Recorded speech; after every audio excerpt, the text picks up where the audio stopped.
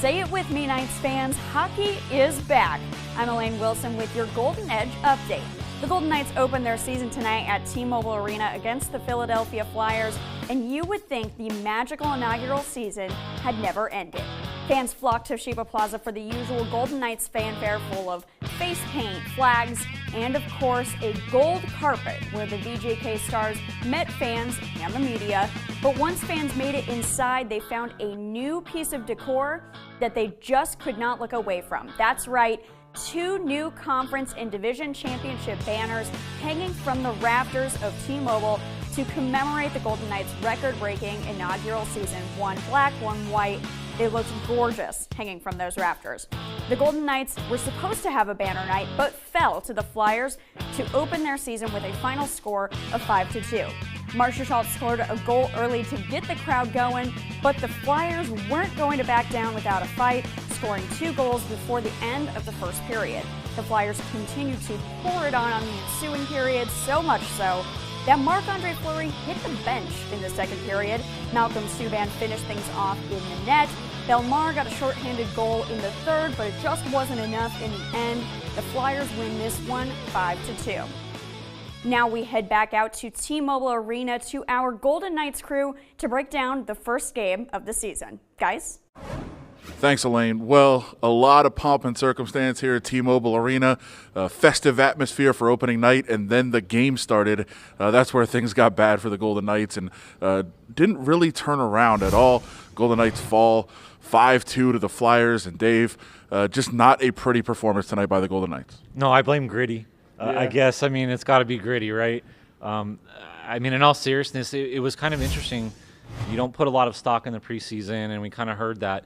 But they were so fast and so good in the preseason, we just didn't really see that tonight. They weren't sharp, weren't crisp. You know, a lot of bobbled pucks, passes weren't connecting, guys falling down, things like that. Obviously, you know, they got off to a good start. They talked about, you know, first 10 minutes feeling like, you know, they played okay, and then everything just kind of went downhill, and then it really, you know, about a 5-minute stretch in that second period where the Flyers scored 3 goals and it just got away from them. Yeah, I would say, I guess the positive was Malcolm Subban, 30 scoreless minutes for the Golden Knights, if you want to really look at something positive, although you don't really want to see him on the ice if he's not starting the game for sure. And, you know, Ben, it was not a pretty performance all around, but there was a couple of pairings and lines that really struggled in particular.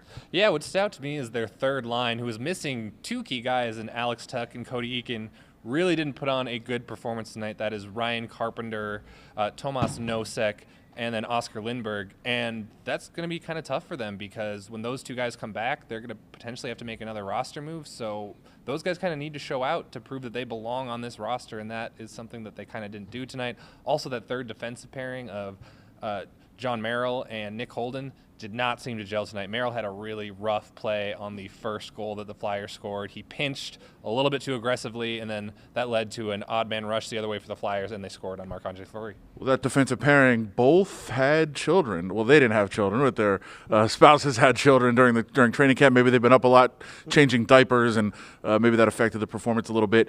Maybe as a gift, a Gritty, you know, maybe a stuffed animal for them. I don't know.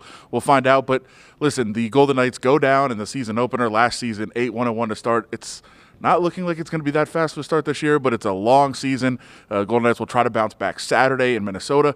We'll have all the coverage you need right here at ReviewJournal.com. For the Golden Edge, Adam Hill, Dave Schoen, Ben Gotz. We'll send it back to Elaine. Thanks so much, guys. Don't forget to follow all of our Golden Knights coverage online at ReviewJournal.com. And, if you have a smart TV, you can watch all of our Golden Edge shows, interviews, and more on Roku and on Amazon Fire Stick. And if you like the Raiders or the Rebels, they're there as well. For our studio crew and our Golden Knights beat writers at T-Mobile Arena, I'm Elaine Wilson. Thanks for watching Golden Edge.